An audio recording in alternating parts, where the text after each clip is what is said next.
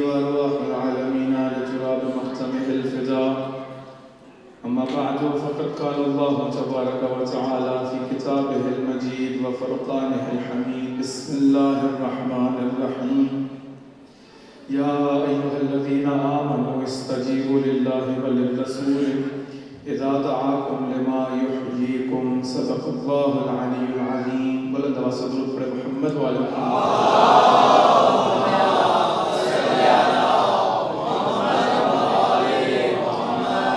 سلسلہ مجالس کا اضافی مجلس ہے اور آپ کی خدمت میں جو موضوع لے کے 2 دن آپ کی خدمت میں پیش کیا وہ حیات ہے زندگی. چاہا کہ حیات کو آپ لوگوں کی خدمت میں بیان کر سکوں. آج چاہوں گا کہ انشاءاللہ صرف 2 منٹ کی اس تکرار کے ساتھ تاکہ ایک ہمارا تسلسل قائم رہے اور آج آپ لوگوں کی خدمت میں نتائج پیش کر سکوں. آپ کی خدمت میں عرض کیا کہ خداوند عالم حی ہے اور پروردگار نے جس کو بھی خلق کیا ہے حیات کے ساتھ خلق کیا ہے. سورہ جمعہ کی آیت آپ کی خدمت میں عرض کی یسبح للہ ما فی السماوات و ما فی الارض کے جو بھی زمین و آسمان میں ہے خداوند عالم کی تسبیح بجا لا رہا ہے. بس یہ خداوند عالم کی تسبیح بجا لانا یہ دلیل ہے اس چیز کی کہ اس کے پاس زندگی ہے تبھی تو تسبیح بجا لا رہا ہے.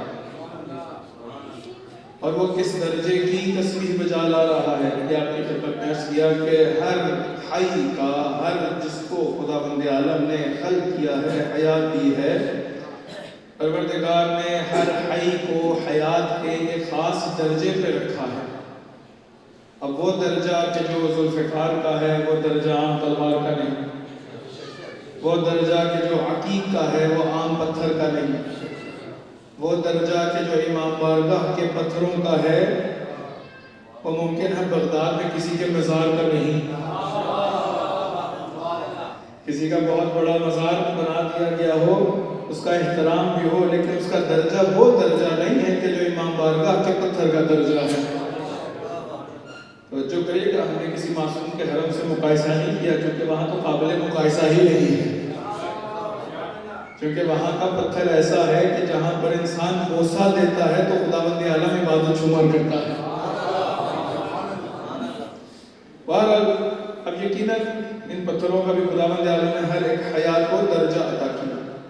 اسی طرح سے نباتات ہیں. نباتات کے اندر بھی آپ غور کریے کہ بعض نباتات ایسے ہیں کہ جن کو خداوند عالم نے حیات کے ایسے درجے کے اوپر خلق کیا ہے جس کے نتیجے میں وہ انسان کی غذا بن سکے.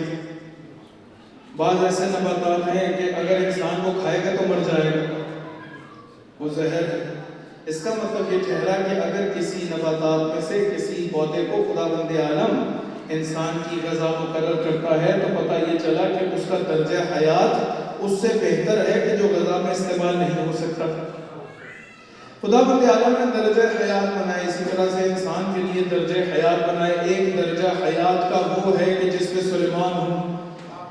ایک درجہ حیات کا وہ ہے کہ جس میں صدیق کہلانے والے ہوں. ایک درجہ حیات کا وہ ہے کہ جو باقی سب کا ہو. اور ایک درجہ وہ ہے کہ جو مقداد کا ہو کہ جس کے بارے میں امیر المومنین دعا کریں کہ پروردگارا جب ہماری صلح میں سے مہدی کو دوبارہ سے اس کائنات کے اندر عدالت کے نفاذ کے لیے ظاہر کرنا تو میرے اس دوست مقداد کو قبر سے دوبارہ اٹھا لینا. تو اس کا مطلب یہ ٹھہرا کہ جو درجہ حیات خداوند عالم نے مقداد کو عطا کیا وہ کسی اور کو عطا نہیں ہوا. بس سلیمان کے لیے دعا ہے وہ درجہ حیات جس کے نتیجے میں جا کے کسی بھی صحابی کے لیے رسول خدا یہ کہنے کہ منا اہل البیت تو سوچئے درجہ حیات کہاں تک پہنچا. بس پتہ یہ چلا کہ خداوند عالم نے ہر موجود کو ایک خاص درجے کے ساتھ. تیسرا جو نقطہ آپ کی خدمت میں عرض کیا وہ یہ ہے کہ اس درجہ حیات تک انسان کس طرح سے پہنچ سکتا ہے جس کے نتیجے میں اپنے آپ کو بلند کرنا شروع کر دے. کہا کہ زیادہ کھا کر نہیں پہنچ سکتا, زیادہ سو کے نہیں پہنچ سکتا, زیادہ ایکسرسائز کر کے نہیں پہنچ سکتا. انسان بہت سارے ایسے اعمال ہیں جس کو اپنی زندگی کے لیے ضروری سمجھتا ہے. اپنی حیات یعنی زندگی کے لیے, اس زندگی میں زندہ رہنے کے لیے یا زندہ ہونے کے لیے ان تمام امور سے استفادہ نہیں بلکہ کیا اس کو قوت سے فعل کی طرف جانا ہے. اس کے اندر جو خداوند عالم نے صلاحیت رکھی ہے اس صلاحیت کے مطابق اس نے اپنی زندگی کو گزارنا، تاکہ وہ تمام چیزیں فعلیت اختیار کرتی جائیں. جیسے جیسے وہ فعلیت اختیار کرتی جائیں گی خداوند عالم ویسے ویسے اس کو اس درجہ حیات کے اوپر بلند کرتا چلا جائے گا. درجہ حیات حضرت حر کا جب تک وہ ابن زیاد کی فوج میں، اور ایک درجہ حیات کے جب آ کر امام حسین کے سامنے پیش ہوتے ہیں، ایک درجہ حیات میں جہاں پر وہ لعنت اللہ کے مستحق قرار پانا تھا، لیکن ایک درجہ حیات اسی قوت سے فعلیت کے نتیجے میں ایسا حاصل ہوتا ہے کہ جس کے نتیجے میں امام حسین اٹھا کے سینے سے لگاتے ہیں. بس پتہ یہ چلا کہ زندگی قوت سے فعل کی طرف جانے کا نام ہے. اچھا اب سوال آج کا، اور آپ لوگوں کی ثمرہ دے کے انشاءاللہ ذہن کو تمام کروں. ایک دفعہ بلند آواز سے درود پڑھے محمد والے.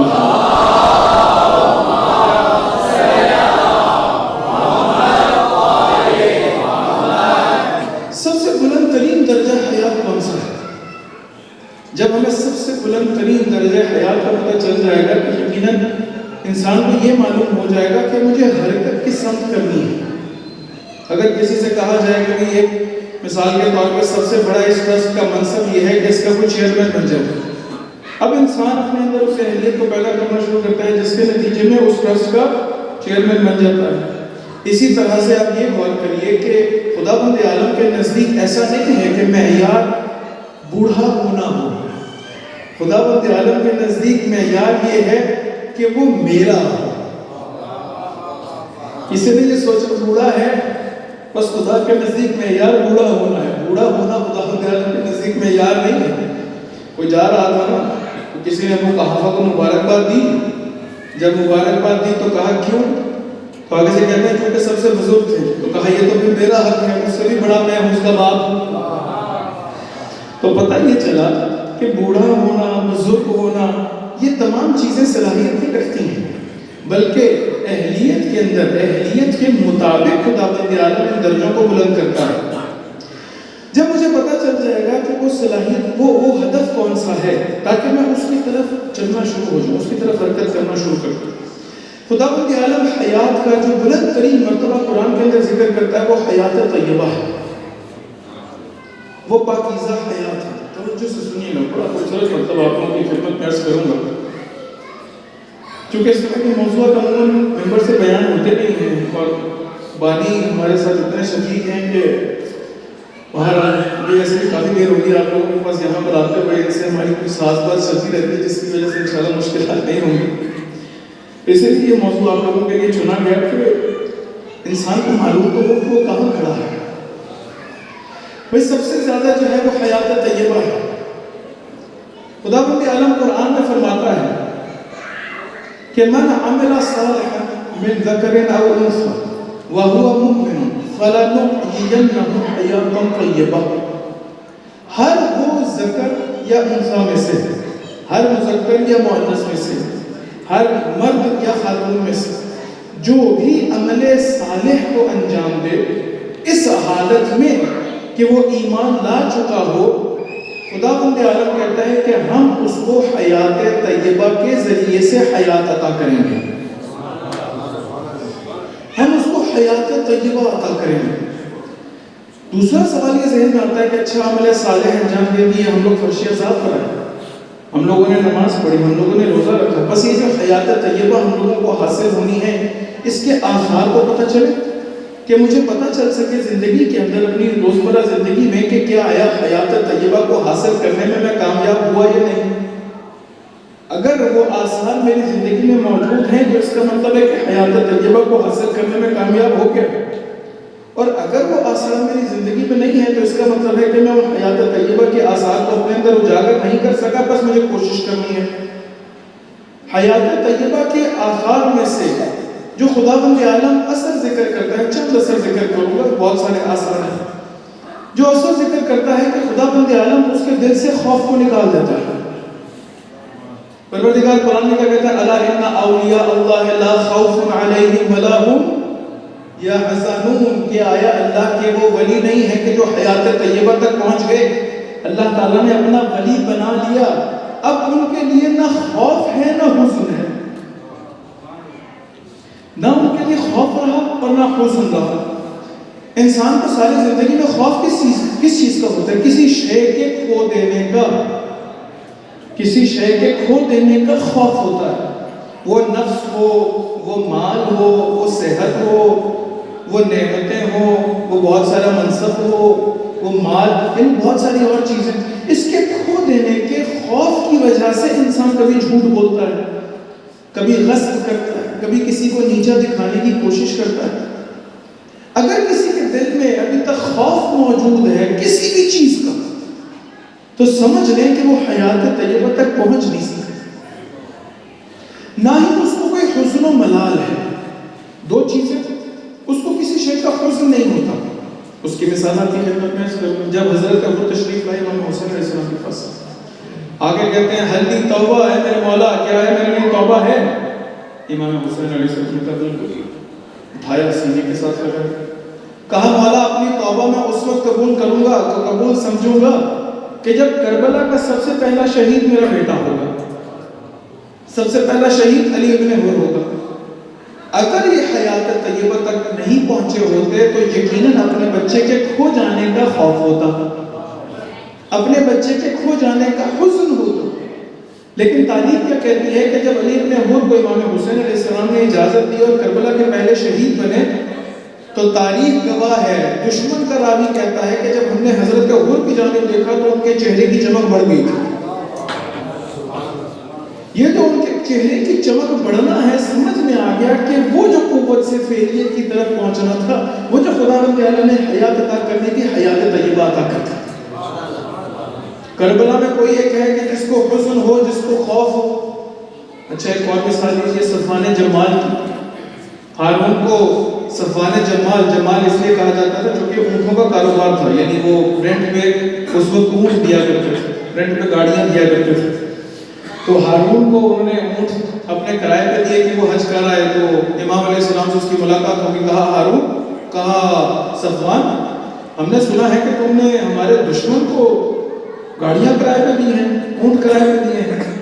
تو آگے سے صفوان نے کہا جی مولا دیے تو ہیں لیکن میرا کاروبار ہے، میری تجارت ہے، میں کیا کروں؟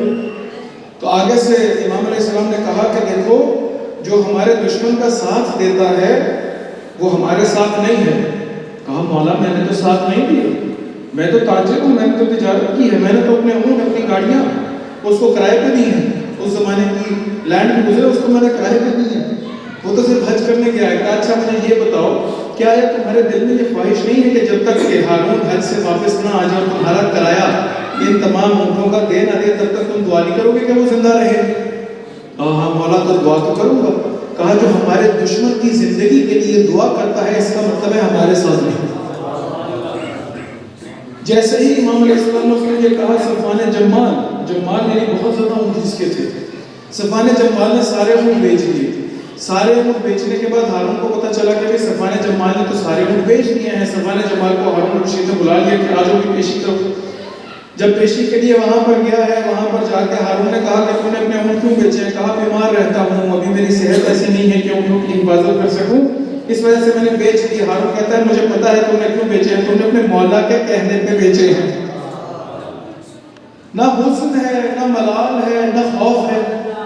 کتنے اور اس طرح کے ہمارے پاس، کتنے اور اس طرح کے واقعات۔ ایک اور آپ کو واقعہ سناؤں، درود پڑھیں محمد والے۔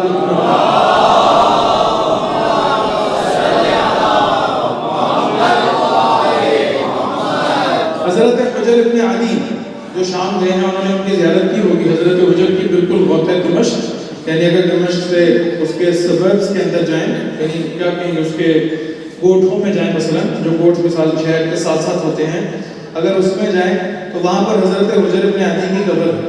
کہتے ہیں حضرت حجر ابن عدی کو امیر شام نے بلوا لیا اور بلوا کے اس کے بیٹے کو بھی بلا لیا اور کہا کہ بتاؤ کہ تمہیں پہلے قتل کرے کہ تمہارے بیٹے کو؟ تو کہا میرے بیٹے کو پہلے قتل کر دو۔ کہتے کیوں؟ کہتا کہیں ایسا نہ ہو کہ یہ میرا خون بہتا دے کے علی کی محبت سے پھر جائے۔ نہ خوف ہے، نہ ملال ہے، نہ کوئی پریشانی ہے۔ کہتے ہیں کہ تمہیں کیا آیا یہ نہیں جاتا، یعنی ان کا ایک بیٹا خود صفین کی جنگ کے اندر بھی قتل ہو گیا۔ کہتے ہیں کہ کیا آیا ایسا تمہیں حزن نہیں ہوتا، تمہیں ملال نہیں ہوتا کہ تمہارا بیٹا قتل کر دیا گیا لیکن حسن و حسین ابھی تک زندہ ہیں؟ کہتے نہیں اس چیز کا حزن نہیں ہے، لیکن اس چیز کا ملال ضرور ہے کہ میرا مولا قتل کر دیا گیا اور میں ابھی تک زندہ ہوں۔ آثار حیات طیبہ میں سے پہلا اثر لا خوف علیہم ولا هم یحزنون، نہ ان کے لیے کوئی خوف اور نہ ہی حزن و ملال ہے، نہ ان کو کوئی پریشانی ہے، وہ جو کرتے ہیں اپنے مولا کے لیے کرتے ہیں۔ خداوند عالم حیات طیبہ تک لے گیا۔ آپ جا کے آپ تاریخ اٹھا کے دیکھ لیجئے، جتنی بھی جنگیں ایسی ہیں، جتنے بھی اور اس طرح کے معرکے ہیں، جنگوں کے علاوہ عبداللہ ابن عباس کو امیر المومنین نے خوارج سے بات کرنے کے لیے بھیجا، کہیں پر اس نے کہا کہ مولا جا رہا ہوں، پتہ چلے مجھے وہ قتل کر دیں۔ کسی ایک مقام پر ایسا نہیں ہوتا۔ کہیں پر حضرت مسلم بن عقیل نے کہا ہو کہ کوفہ جا رہا ہوں، اپنی پریشانی ہے کہ کہیں پر مجھے وہ قتل نہ کر دیں۔ لا خوف علیہم ولا هم یحزنون۔ چوتھا امام فرماتے ہیں، کہتے ہیں کہ اپنی دعا میں کہتے ہیں من ذاق طعم حلاوت محبت، کہ پروردگارا جس نے تیری محبت کی چاشنی کو چکھ لیا وہ کہیں اور کہاں جائے گا۔ اس کا مطلب یہ ہے کہ جب مجھے حیات طیبہ کو پانا ہے، اس کا مطلب یہ ہے کہ جب مجھے حیات طیبہ تک پہنچنا ہے، اس قوت سے فعلیت کی طرف، اس جو میرے اندر پوٹینشل ہے اس کو میں نے ایکٹیویٹ کرنا ہے، تو اس کا سب سے پہلا اثر یہ ہوگا کہ خداوند عالم میرے دل سے خوف اور حزن کو نکال دے گا۔ مجھے خوف نہیں ہوگا فقر کا۔ ایک شخص آیا امیر المومنین کے پاس آگے کہتا ہے مولا فقیر ہوں، کہا نہیں تم سب سے امیر، کہا نہیں مولا فقیر ہوں، کہا نہیں تم سب سے امیر، کہا مولا کھانے کے لیے میرے پاس پیسے نہیں ہیں، میرے پاس کچھ پیسے نہیں ہے کہ گھر اچھا سے کھانا لے جاؤں۔ کہا کہ اچھا مجھے یہ بتاؤ کہ اگر پوری دنیا کی دولت تمہارے قدموں میں رکھ دی جائے اور کہا جائے کہ علی کا نام دے دو تو دے دو گے؟ کہا نہیں دوں گا۔ کہا اس سے بڑھ کے اور کیا مارد ہوگا؟ خوف اور حزن حیات طیبہ، خوف اور حزن دل سے نکال دیتا ہے۔ اب نہ انسان کے لیے قرآن کی آیت پڑھی ہے، آپ کے لیے کوشش کرو قرآن کی آیات پڑھو۔ لا خوف علیہم ولا هم یحزنون، ان کے لیے نہ خوف ہے اور نہ ہی حزن و ملال ہے۔ دوسرا اثر، خداوند عالم اس کو موت عطا نہیں کرتا۔ جس کے لیے حیات طیبہ ہے اس کو موت نہیں آتا، وہ نہیں مرتا۔ ایک مولانا کو دلیل بھی دیں، آپ کو قرآن سے دلیل دیتے ہیں۔ خداوند عالم قرآن میں فرماتا ہے لَقَدْ خَلَقْنَا الْمَوْتَ وَالْحَيَاةَ لِيَبْلُوَكُمْ أَيُّكُمْ أَحْسَنُ عَمَلًا۔ ہم نے موت اور حیات کو، توجہ سے سنیے گا، لطف آئے گا آپ کو، ضرور پڑھے محمد والے محمد۔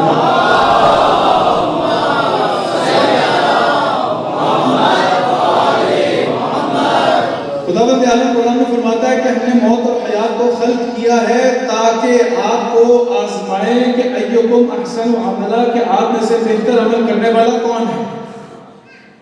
خلقنا الموت والحیات، ہم نے خلق کیا کس کو؟ موت کو بھی اور حیات کو۔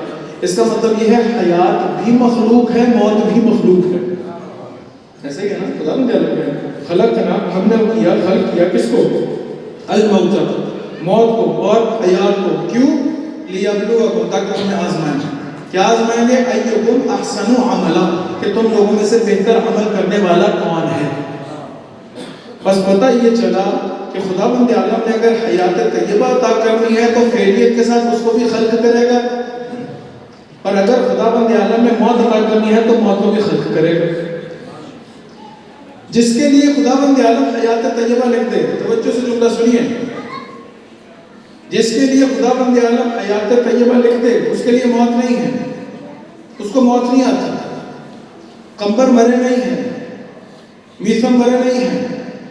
میثم کو چاہا کہ تختہ دار پہ لٹکا دیں، زبان چلتی چلی جا رہی ہے، علی کا ذکر جاری ہے۔ کہا میں تمہیں مار دوں گا، ابن زیاد کہتا ہے مار دوں گا، کہا نہیں مار سکتے۔ کہا تمہیں قتل کر دوں گا، کہا جس طرح سے قتل کرو گے میرا مولا بتا گیا ہے، کرو گے کیا؟ خوف نہیں ہے، حزن نہیں ہے۔ کہا ویسے ہی جیسے جس طرح تمہارے مولا کہہ کہ مشہور ہے، معروف ہے، کبھی میثم کو کہہ گئے تھے کہ یہ جب پیڑ بڑا ہوگا، درخت بنے گا، یہاں پر میری محبت کو تمہیں سولی پہ لٹکایا جائے گا، معروف ہے کوفہ میں۔ میثم روز اس کو لا کے پانی دیتے ہیں، پودے کو بڑا کر رہے ہیں، اور 2 رکعت نماز روزانہ اس کے اوپر پڑھتے ہیں کہ اے درخت، اے شجر، اے پودے تو کتنا حسین ہے کہ میثم جیسا ضعیف علی کی محبت میں کچھ بھی سولی میں لٹکے گا، تو کتنا حسین ہے۔ 2 رکعت نماز ہر روز وہاں جا کے پڑھ۔ حضرت عیسیٰ نے کہا تم مجھے پتہ ہے کیسے قتل کرو گے؟ کہا میں تمہارے مولا کو جھٹلاؤں گا۔ کہا تم میرے مولا کو، تم کیا تمہارا باپ کیا میرے مولا کو جھٹلاؤ؟ ہو نہیں سکتا۔ کہا نہیں، اس کو زندان میں بند کر دو۔ اس کے بعد حضرت عیسیٰ نے ویسے ہی سولی پہ دار کے اسی طرح سے لٹکایا گیا کہ جس طرح سے میرے مولا کہہ رہے تھے۔ جب لٹکا دیا تو زبان سے مسلسل امیر المومنین کی مدح سرائی کریں کہ میرا مولا کیسا سچا ہے، میرا مولا کیسا حسین ہے، میرا مولا کیسا خوبصورت ہے، میرا مولا کیسا عادل ہے، میرا مولا کیسا ولی ہے، کہ جیسے کہا بالکل ویسے ہی ہو رہا۔ ابھی زبان کٹنا باقی ہے۔ انہوں نے کہا آگے بڑھ کے زبان کاٹ دو، کہیں یہ نہ ہو کہ کوفہ کی صورتحال بدل جائے۔ عیسیٰ مرے نہیں۔ خداوند عالم موت عطا نہیں کرتا۔ ہم لوگ موت کو جب ترجمہ کرتے ہیں نا، وہ ترجمہ ٹھیک ہے۔ خداوند عالم موت عطا نہیں کرتا، منتقل کرتا ہے۔ لیکن ایک عرفانی جملہ کہوں، اگر آپ اس کی ظرافت کو سمجھ سکیں، چونکہ میرے پاس وقت نہیں ہے تو میں اس کو آپ کو اگر سمجھا سکوں، اس کے لیے خود ایک مجلس چاہیے۔ درود پڑھیں محمد والے محمد۔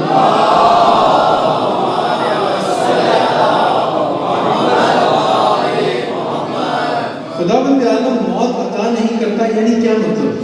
جب انسان کو موت آتی ہے نا، جب انسان مرتا ہے تو ہوتا کیا ہے کہ اس بدن کو روح ترک کر دیتی ہے، اس بدن کو روح چھوڑ دیتی ہے، بدن اپنی حالت میں میت بن کے باقی رہ جاتا ہے اور روح عالم برزخ کی طرف منتقل ہوتی ہے۔ موت میں کیا ہوتا ہے؟ اچھا دوسرا، یہ بدن جب مٹی کے اندر دفنا دیا جاتا ہے، جب مٹی کے اندر دفنا دیا جاتا ہے تو مٹی ہو جاتا ہے۔ کیوں؟ کیونکہ روح کا اس بدن سے تعلق ختم ہو گیا۔ جب روح کا اس بدن سے تعلق ختم ہو گیا، اس کو دفنا دیا گیا، ابھی یہ مٹی ہو گیا، ابھی روح عالم برزخ کی طرف منتقل ہو گئی۔ جب خداوند عالم نے حیات طیبہ پر فائز افراد کو موت نہیں منتقل کرنا ہوتا ہے، اس کی روح کو عالم برزخ میں بھی رکھتا ہے اور اس بدن کو یہاں سالم رکھتا ہے تاکہ متعلق رہے۔ آپ کو اس کی مثال سید کاظم یزدی، وہ بھی سوانح حیات میں لکھتے ہیں، سید محمد کاظم یزدی، وہ بھی سوانح حیات میں لکھتے ہیں، وہ کہتے ہیں کہ میرا احتضار کا وقت ہے، میرا جب احتضار کا وقت ہے، کم میں تھے، اور ان کی ہر امام کے اوپر کتاب ہے۔ مثال کے طور پہ ان کی کتاب ہے من المہج الی اللحد، یعنی علی بن ابی طالب من المہج الی اللحد، حسین من المہج الی الشہادہ، حضرت زہرا کے اوپر من المہج الی اللحد، اسی طرح سے تمام معصومین کے، اور اسی طرح سے امام زمانہ کے بارے میں من المہج الی الظہور۔ اس طرح سے ان کی یہ کتابیں ہیں سر۔ وہ اپنی سوانح حیات میں لکھتے ہیں کہ ایک دفعہ میں جب طالب علم تھا تو میرے اوپر احتضار کا وقت آیا۔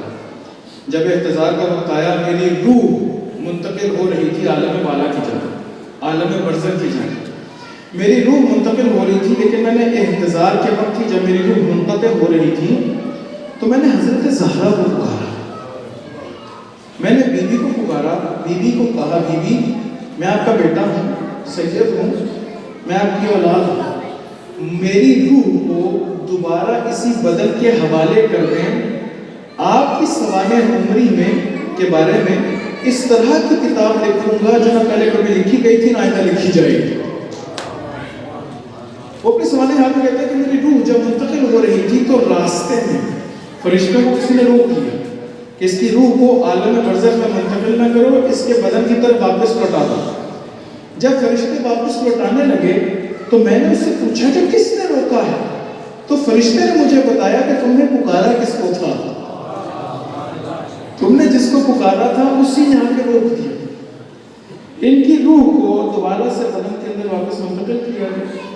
جب دوبارہ منتقل کیا گیا اس کے بعد انہوں نے یہ ساری کتابیں لکھی، بیوی کے اوپر بھی کتاب لکھی، اور وہ کتاب اردو میں ترجمہ ہو چکی ہے، آپ لوگ پڑھ سکتے ہیں اس کو، من المہد الی اللحد۔ وہ کہتے ہیں جب وہ انتقال کر گئے تو انتقال کرنے کے بعد انہوں نے ایک وصیت کی، اپنی بات پر دلیلیں قائم کر رہا ہوں کہ ان کو موت نہیں آتی، اور یہ میں کوئی آج سے کوئی 1000 سال پرانی کو بات نہیں کر رہا، ابھی کی بات کر رہا ہوں، آج سے 10-20 سال پہلے کی۔ جب انہوں نے ساری کتابیں لکھ لی، اب جب ان کو موت آنے لگی تو انہوں نے اس سے پہلے وصیت کر کے یہ کہا کہ میرے بدن کو نجف کے اندر امیر المومنین کے وادی السلام قبرستان کے اندر دفن کرنا۔ وصیت کی، انتقال کر گئے۔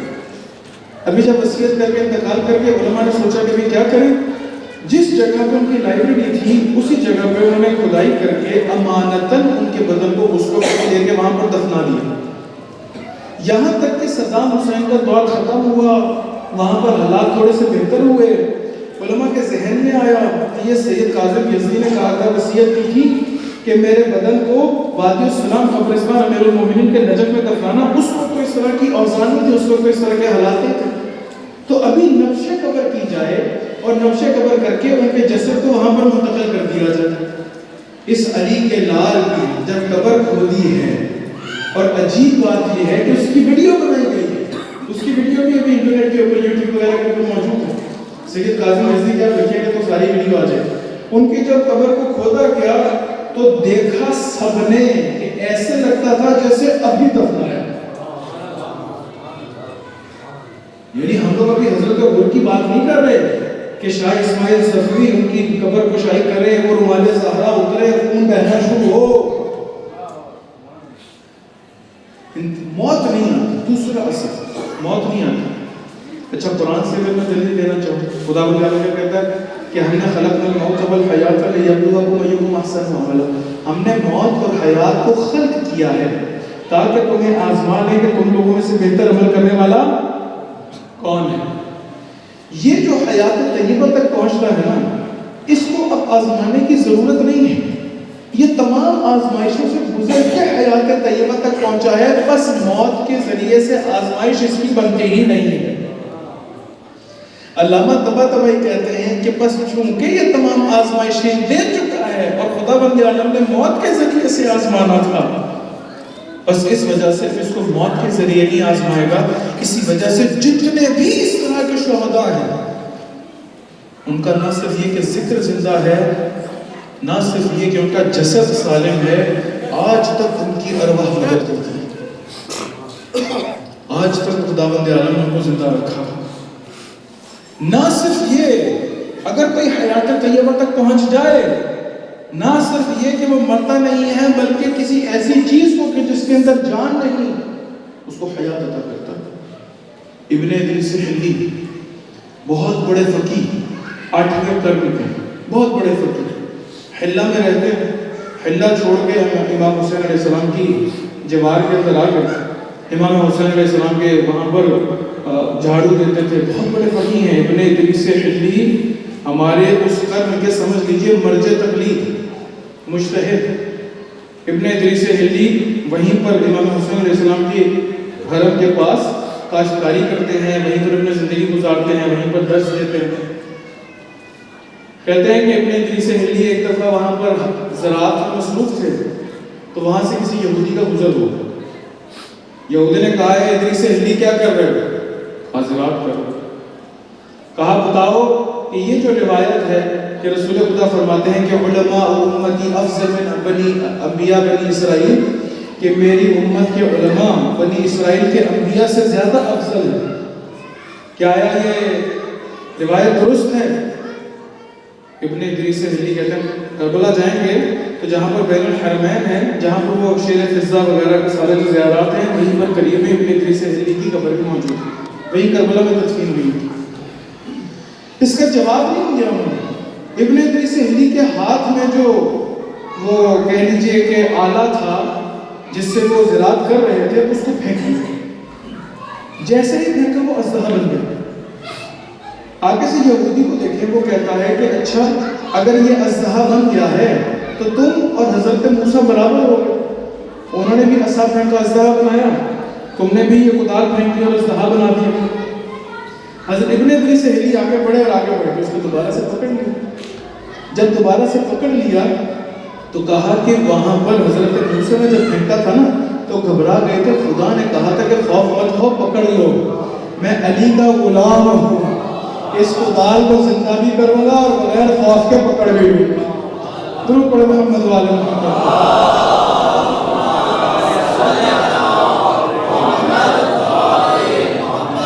بس اگر ایک انسان حیات طیبہ کو پہنچنا چاہتا ہے، خداوند عالم قرآن میں خود سے ذکر کرتا ہے من عمل صالحا من ذکر او انثی، کہ جس نے بھی عمل صالح کو انجام دیا، وہ چاہے ذکر میں سے ہو چاہے انثیٰ میں سے ہو، وَهُوَ مُؤْمِنٌ، اس حالت میں کہ وہ ایمان کے ساتھ، فَلَنُحْيِيَنَّهُ حَيَاةً طَيِّبَةً، ہم اس کو حیات طیبہ عطا کریں گے۔ اب کون ہے کہ جو حیات طیبہ تک پہنچنے کے لیے کوشش کرے؟ خداوند عالم نے ہر ایک انسان کے اندر اس کی صلاحیت رکھ دی ہے، خاص طور پہ وہ کہ جن کی مٹی بچی ہوئی گل سے ہے، خداوند عالم نے صلاحیت رکھ دی ہے۔ جب پروردگار نے صلاحیت رکھ دی ہے تو کس طرح سے میں اس حیات طیبہ تک منتقل ہو جاؤں؟ ایسا نہیں ہے کہ خداوند عالم نے مجھے طریقہ نہیں بتایا، خداوند عالم نے مجھے طریقہ بتایا کہ تم حیات طیبہ تک منتقل کیسے ہو سکتے ہو۔ تم اسی دنیا میں جہاں پر کہتے ہو کہ زمانے کے امام کو پکارو تاکہ امام زمانہ تشریف لائیں اور اس دنیا کو عدل و انصاف سے بھر دے، اس دنیا کے اندر سے ظلم کو ختم کر دے، تمام انسان کی حیات طیبہ بن جائے، وہ رحمت للعالمین کا مصداق، وہ حجت خدا، وہ امام زمان، وہ اس کائنات میں تشریف لائیں اور سب حیات طیبہ کے مصداق بنتے چلے جائیں۔ اے مولا، آپ کو پکارنے کے لیے میں اپنی حیات سے پہلے حیات طیبہ بنانا چاہوں گا، کوئی طریقہ ہے؟ اس کا طریقہ میں روایات بتاتی ہوں۔ کیا؟ جب حضرت آدم علیہ السلام نے ترک والا کیا، خداوند عالم نے جنت سے نکالا۔ جب خداوند عالم نے جنت سے نکالا، حضرت آدم علیہ السلام ایک جگہ پہ، حضرت حوا ایک جگہ پہ، دونوں پریشان ہیں، دونوں گریہ کر رہے ہیں، دونوں چاہتے ہیں کہ کسی طرح سے ہم لوگ دوبارہ مل جائیں۔ خداوند عالم سے مسلسل استغفار کر رہے ہیں، خداوند عالم سے مسلسل توبہ کر رہے ہیں، تائب ہیں کہ کسی طرح سے وہ جو ترک اولا کیا ہے، وہ جو شجرہ ممنوعہ کے قریب رہے ہیں، پروردگار ہمیں معاف کر دے کہ کسی طریقے سے ہم لوگ دوبارہ سے آپس میں مل جائیں۔ خداوند عالم کو ہمیں راندہ درگاہ نہ کر ہماری توبہ کو قبول کر لے۔ حضرت جبرائیل علیہ السلام تشریف لائے جبل رحمت عرفات، خدا ہمیں لے جائے وہاں پر انشاءاللہ۔ وہاں پر تشریف لائے، کہا آدم کیا چاہتے ہو؟ کہا استغفار کرو، طلب مغفرت چاہتا ہوں۔ اے آدم، میں تمہیں طریقہ بتاتا ہوں، اگر اس طریقے پہ چلو گے تو خداوند عالم تمہاری استغفار کو قبول کر لے گا۔ اے جبرائیل، وہ کون سا طریقہ؟ کہا آسمان کی طرف دیکھو، ابھی کچھ اسماء ہیں جو ظاہر ہوں گے، ان کو پڑھو، ان کے واسطے سے مانگو، خدا معاف کر دے۔ حضرت آدم علیہ السلام نے آسمان کی جانب دیکھا، کیا دیکھتے ہیں؟ لکھا ہے یا محمود بحق محمد، اے محمود تجھے محمد کا واسطہ ہے، یا اعلی بحق علی، اے وہ کہ جو اعلی ذات ہے تجھے علی کا واسطہ ہے، یا فاطر السماوات بحق فاطمہ، اے فاطر السماوات، اے سماوات کے خالق، اے زمین و آسمان کے خالق، تجھے تیری مخلوق اس نور ملکوتی فاطمہ کا واسطہ ہے،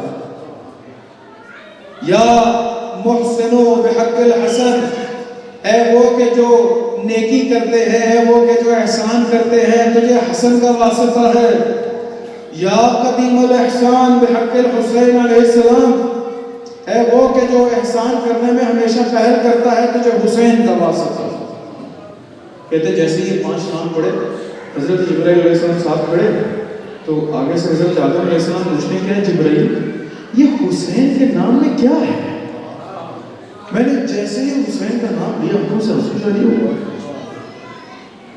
حضرت جبرائیل نے پورا کربلا کا واقعہ بتایا، کربلا کا واقعہ بیان کیا، کہا کہ یزید کے اوپر لعنت کرو، دشمنان اہل بیت پہ لعنت کرو، اپنی زندگی میں تبرہ کو باقی رکھو، اظہار برات کو باقی رکھو، جو کہ تبرہ نہ کرو، کیوں نہ کرے دشمنان اہل بیت سے اظہار برات، لیکن اس طریقے سے جیسے معصومین کہتے ہیں، اس طریقے سے جیسے میرے مولا کہتے ہیں، ہمارے فروع دین کا حصہ ہے، جہاں ولایت ہے وہیں پر تبرہ ہے، وہیں پر اظہار برات بھی۔ میں دشمنان اہل بیت کو نہیں مانتا، جس نے دشمنی کی اہل بیت سے میں نہیں مانتا، جیسے یزید پر لعنت کی ہے، ساتھ ہی خداوند عالم استغفار کو قبول کرتا ہے اور حضرت آدم علیہ السلام کو حضرت حوا سے ملا دیتا ہے۔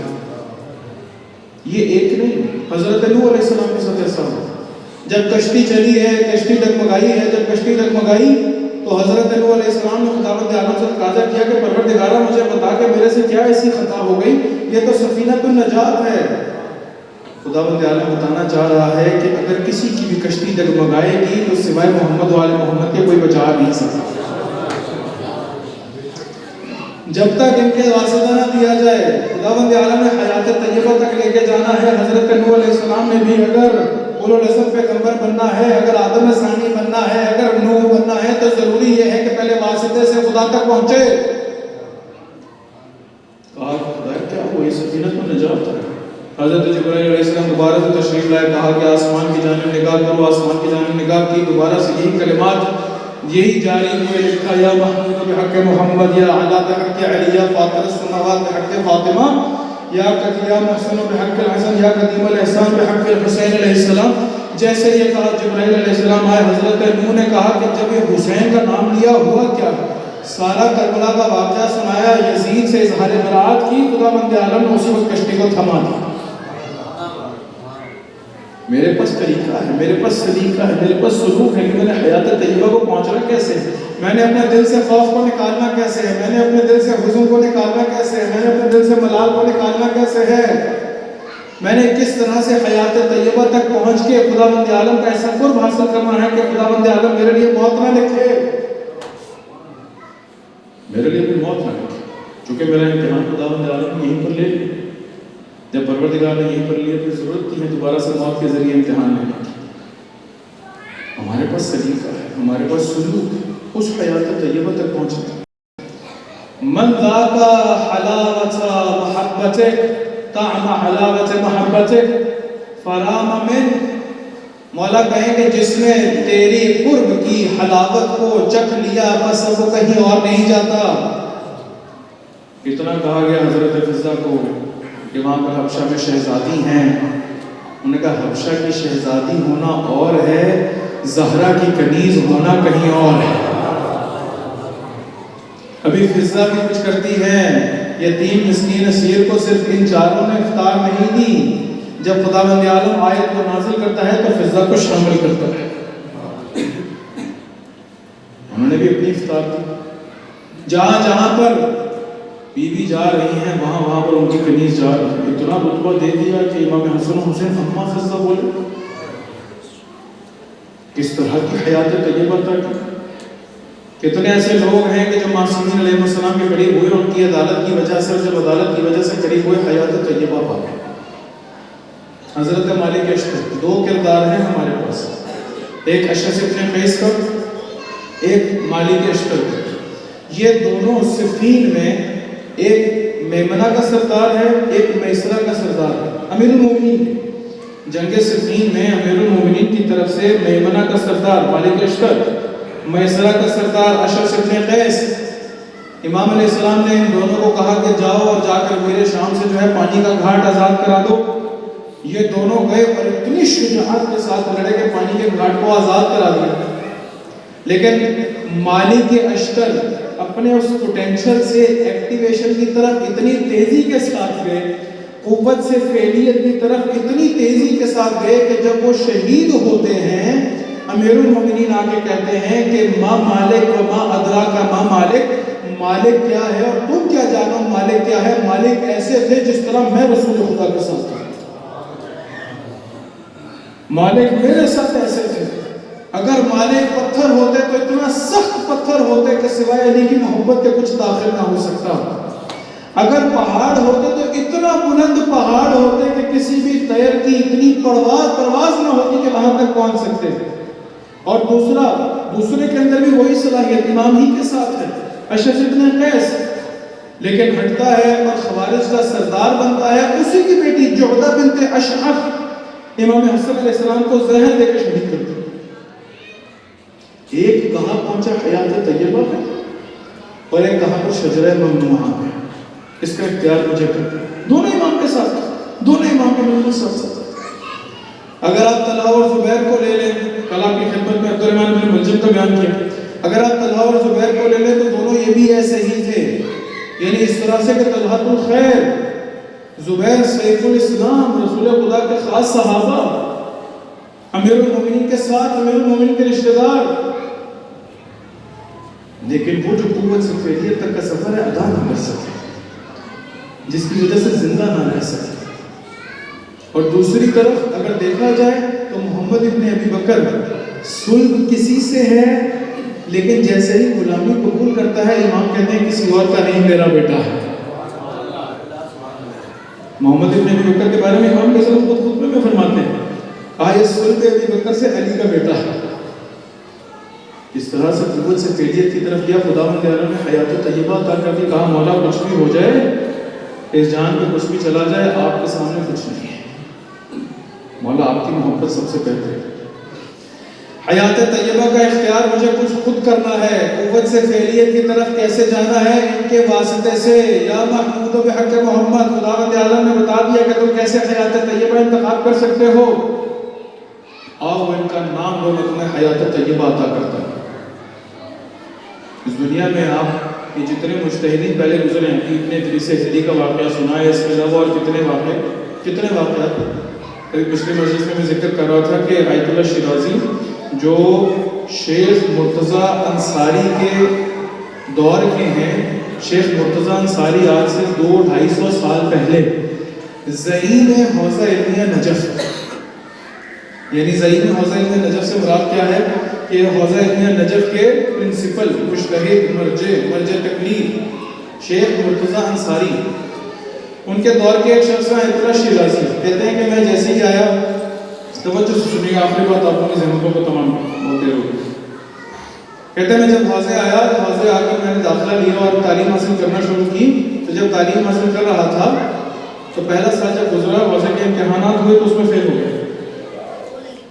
جب اس میں فیل ہو گیا تو اس کے بعد میں نے ان سے درخواست کی کہ مجھے ایک موقع اور دے۔ وہ کہتے ہیں ایک موقع اور نہیں دیں گے، تمہیں حوزے کو چھوڑ کے جانا پڑے گا، یہ مال امام کا ہے حوزہ، یہاں پر مال امام خرچ ہوتا ہے، تو یقیناً کسی ایسے اہل کو آنا چاہیے کہ جو دین سیکھ کر خدمت کر سکے۔ وہ کہتے ہیں مجھے ایک سال کی اور دے دیں۔ کہتے ہیں اس سال کے اندر میں نے مطالعہ کیا، مباحثہ کیا، بہت کوشش کی، بہت زحمت کی، درسوں میں پابندی کے ساتھ کیا، بہت زیادہ کوشش کرتا چلا گیا، لیکن جب دوسرے سال دوبارہ سے امتحان ہوا دوبارہ سے فیل ہو گیا۔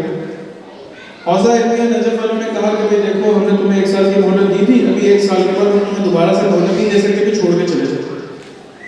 وہ کہتے ہیں کہ میں نے کیا کیا، آیت اللہ شیرازی کہتے ہیں میں نجف میں موجود ہوں، حرم امیر المومنین میں گیا، زری پکڑ کے میں نے کہا کہ مولا اے علی میں آپ کا بیٹا ہوں، اے علی آپ باب مدینہ العلم ہے، کس طرح سے ممکن ہے کہ آپ اپنے بیٹے کو باب مدینہ العلم داخل نہ کر سکے شہر علم کے اندر اور مجھے علم بتانا پڑے۔ کہتے ہیں میں نے رونا شروع کیا، گریہ کرنا شروع کیا، وہیں پر حرم میں زری کے پاس میری آنکھ لگی۔ جیسے میری آنکھ لگی تو دیکھتا کیا ہوں کہ خواب میں امیر المومنین تشریف لاتے ہیں، تشریف لائے ہیں۔ کہتے ہیں شیرازی پڑھنا چاہتے ہو؟ کہا ہاں پڑھنا چاہتا ہوں مولا۔ کہتے ہیں میں پہلے کھڑا ہو جاؤ، مولا تشریف لائے، کھڑا ہو گیا، کھڑا ہوا، کہا کیا چاہتے ہو، پڑھنا چاہتے ہو؟ کہا پڑھنا چاہتے ہو۔ کہا کہ اچھا پڑھو بسم اللہ الرحمن الرحیم۔ اور شیرازی کہتے ہیں کہ میں نے پڑھا بسم اللہ الرحمن الرحیم۔ کہتے ہیں جیسے میں نے بسم اللہ الرحمن الرحیم پڑھا، لگا کہ جس طرح سے میرے سامنے علم کی وادیاں کھل گئی، میرے سامنے نور ہی نور ہے، میں نے اپنے اندر علم کو آتا محسوس کیا۔ کہتے ہیں جب میں نے علم کو محسوس کیا، ابھی جب میں بیدار ہوا، اپنے آپ کو عالم محسوس کیا، تو حوزے کا سب سے بڑا درس بحث خارج کہلاتا ہے، درس خارج بولتے ہیں اس کو حوزے میں۔ شیخ مرتضیٰ انصاری کا دور، شیخ مرتضیٰ انصاری بحث خارج دے رہے، کہا کہ میں جا کے ان کے درس میں بیٹھ گیا۔ جب میں ان کے درس میں جا کے بیٹھا تو وہ درس پڑھا رہے، سب سے بڑا درس حوزے کا، وہ درس پڑھا رہے، میں نے ہاتھ کھڑا کیا، استاد اشکال۔ کہتے ہیں میں نے اشکال کیا، یعنی ایلیگیشن، میں نے کمنٹ کیا ان کے اس درس کے اوپر۔ جیسے ہی میں نے کمنٹ کیا، اشکال کیا، آگے سے انہوں نے جواب نہیں دیا، دل ہی دل میں نے سوچا کہ جب ابھی مجھے میرے مولا نے علم دیا ہے، اب دیکھو میرا جواب نہیں دے سکتے، ابھی دیکھو میرا جواب نہیں دے پا رہے۔ دل ہی دل میں خوش، پورا درس ہاتھ اٹھایا، استاد اشکال، استاد اشکال، استاد اشکال، کہا میں نے پورا درس پڑھانے نہیں دیا۔ کہتے ہیں جب شیخ مرتضیٰ انصاری وہاں سے نکلے تو مجھے آواز دی شیرازی بات سنو۔ تو کہا میں نے دل میں سوچا کہ دیکھیں ابھی زعیم حوزہ علمیہ نجف شیخ مرتضیٰ انصاری مجھے پہلے نکال رہے تھے اور ابھی مجھے کہتے ہیں میرے ساتھ ساتھ چلو۔ ابھی جب میں ساتھ ساتھ چلنا شروع ہوا تو ساتھ ہی مجھے قریب آ کے کہتے ہیں کہ جس ذات نے تمہیں حمد پڑھائی، جس ذات نے تمہیں بسم اللہ پڑھائی ہے نا، اسی ذات نے مجھے پوری حمد پڑھائی ہے۔ یعنی ایسا نہیں ہے کہ میں تمہارے اشکالات کا جواب نہیں دے سکتا، معلوم ہے۔ اس کا مطلب یہ حیات طیبہ تک پہنچنے کا طریقہ سلیقہ ہمیں معصومین نے بتایا، ہمیں بتایا کہ کس طرح سے تمہیں قوت سے فعلیت کی طرف جانا، ہمیں بتایا کہ کس طریقے سے تم اس قوت سے اس فعلیت تک جا سکتے ہو کہ نہ حزن رہے، نہ ملال رہے، نہ موت رہے، نہ تم مر سکتے۔ عزیزو، اس کا انتخاب میں نے خود کرنا ہے، اپنے اختیار سے کرنا ہے۔ حیات طیبہ تک پہنچنے کا اختیار میں نے خود کرنا ہے۔ میں علم حاصل نہیں کروں گا، کس طرح سے جانوں گا، کس طرح سے فعلیت کا انتخاب کروں گا، کس طرح سے حرکت کروں گا۔ میری زندگی یہی روزمرہ کی زندگی رہ جائے گی، اور یہ زندگی اگر روزمرہ کی زندگی رہ جائے تو موت ہے۔ اگر زندگی روزمرہ کی زندگی سے نکلے اور اہل بیت کے ساتھ چلنا شروع ہو جائے تو پھر اس کو موت ہی نہیں ہے، پھر اس کے لیے نہ حزن ہے، نہ ملال ہے، نہ موت ہے، کچھ نہیں، پھر حیات طیبہ ہے۔ ایک پاکیزہ حیات ہے جو خدا بند عالم نے اگر لکھی ہے تو صرف اہل بیت کے چاہنے والوں کے لیے، چونکہ حیات طیبہ تک پہنچنے کا کوئی اور ذریعہ ہے ہی نہیں۔ حیات طیبہ تک پہنچنے کا صرف اور صرف ایک واحد ذریعہ یہی ہے کہ جہاں پر انسان اہل بیت سے تمسک کرتا ہے اور اہل بیت اس کو حیات طیبہ تک لے جاتا ہے۔ آئیے تمسک کرتے ہیں بی بی سے۔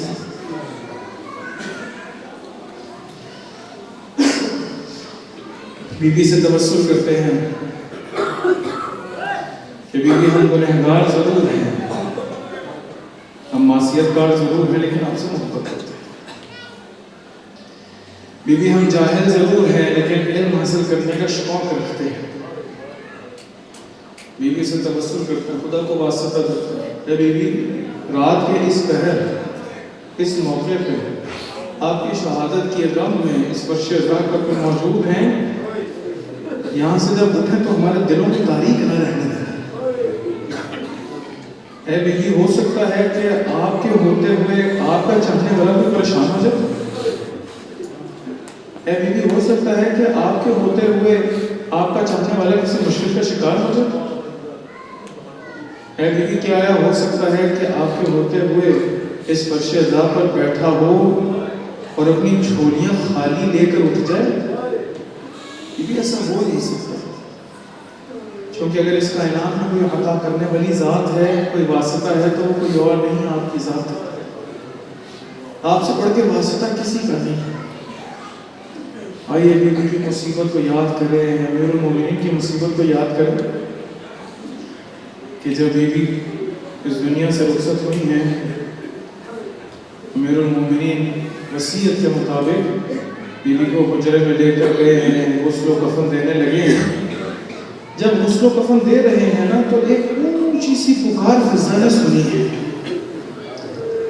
فضا پوچھتی ہیں، میرے مولا، اے فاتح بدر و حنین، اے میرے مولا، اے امام علی، یہ کیا ہوا کہ آپ نے اتنی بلند آگے سے امیر المومنین کہیں، اے فضا، شہزادی کی 3 پسلیاں ٹوٹی ہوئی تھی، شہزادی بڑی تکلیف میں تھی، لیکن شہزادی نے کبھی ذکر نہیں کیا، کبھی بیان نہیں کیا۔ شہزادی کے بازو میں بھی زخم تھے، شہزادی کے رخسار میں بھی زخم تھا۔ امام امیر المومنین نے غسل و کفن دیا، غسل و کفن دے کے جنازہ تیار کر کے گھر کے صحن میں لا کے رکھا۔ جب گھر کے صحن میں لا کے رکھا نا، سن کے گریہ کریے گا، صرف اپنے چشم تصور کو وہاں مدینہ لے جائے، جہاں پر امیر المومنین اکیلے ہیں، گھر جلا ہوا ہے، زینب و ام کلثوم چھوٹے ہیں، حسن و حسین انتظار کر رہے ہیں۔ چشم تصور کو مدینہ لے جائے کہ جہاں پر امیر المومنین سے کسی نے پوچھا نا کہ ایک دفعہ جب خلیفۃ المسلمین ہیں تو کوفہ کے بازار سے گزر رہے تھے، تو کیا 2 شخص آپس میں بات کر رہے ہیں کہ اچھا، ایک شخص دوسرے سے پوچھتا ہے کہ بتاؤ زندگی میں سب سے زیادہ مشکل وقت کون سا ہے؟ اس نے کہا کہ جب کسی کا بچہ زندان میں ہو نا، تو سب سے مشکل وقت ہے۔ دوسرا پوچھتا ہے کہ اچھا تم بتاؤ کہ زندگی میں سب سے زیادہ مشکل وقت کون سا ہے؟ آگے سے کہتا ہے جب انسان تنگ دست ہو نا، تو سب سے زیادہ مشکل وقت ہے۔ پاس سے امیر المومنین گزر رہے تھے، تو دونوں نے کہا امیر المومنین سے پوچھتے ہیں کہ زندگی میں سب سے زیادہ مشکل وقت کون سا ہے؟ امیر المومنین کو بلایا، امام سے پوچھا کہ مولا آپ بتائیں زندگی میں سب سے مشکل وقت کون سا ہے؟ روایت کہتی ہے کہ امام علیہ السلام ایک دفعہ دائیں جانب دیکھتے ہیں، ایک دفعہ بائیں جانب دیکھتے ہیں، گریہ کرتے ہوئے کہتے ہیں کہ اگر کوئی کسی کی بیوی کو مار رہا ہو اور وہ آگے سے کچھ نہ کر سکے، سب سے مشکل یہ ہے، میں ہاتھ جوڑ کے کہوں گا مولا، آپ یہی کہنا چاہتے ہیں نا کوئی سہارا کو اور اگر کچھ نہ کر سکے، علی کی زندگی میں سوا کی مشکل وقت کوئی نہیں آتا۔ اجرکم من اللہ۔ جنازے کو تیار کیا گیا، گھر کے صحن میں لا کے رکھا گیا، مولا نے آواز دی ہے حسن و حسین جینوں میں ام کلثوم آپ اپنی ماں کا آخری دیدار کر لو۔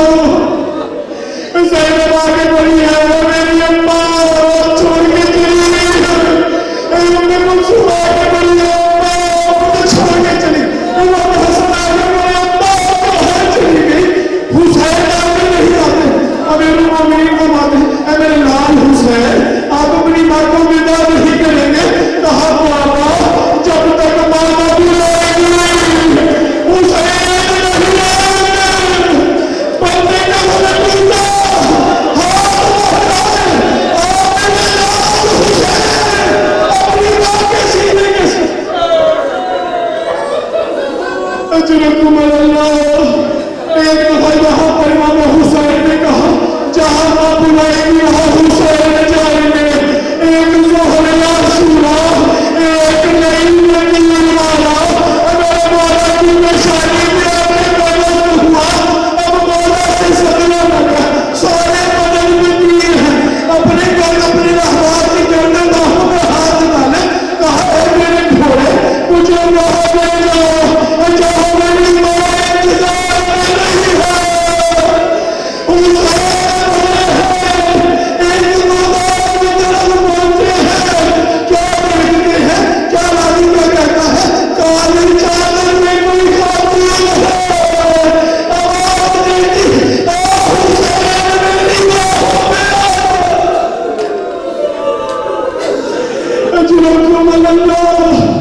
بچوں نے ودا کیا، فاطمہ کا جنازہ گھر سے اٹھا، حضرت مظلومی نے اٹھا، رات کی تاریکی سے اٹھا، بیوی کا جنازہ مل کے چلے ہیں، ایسے بیوی زینب پیچھے پیچھے ہوں گی نا، ام کلثوم پیچھے پیچھے، حسن حسین دادا دیتے ہوئے آگے چلے ہوں گے۔ ایک یہ موقع جہاں بیوی کا جنازہ آگے زینب پیچھے ہوں گی، ایک وہ موقع زینب جان کے آگے حسین کا سامنا کرنے۔ اجرکم اللہ۔ بیوی کا جنازہ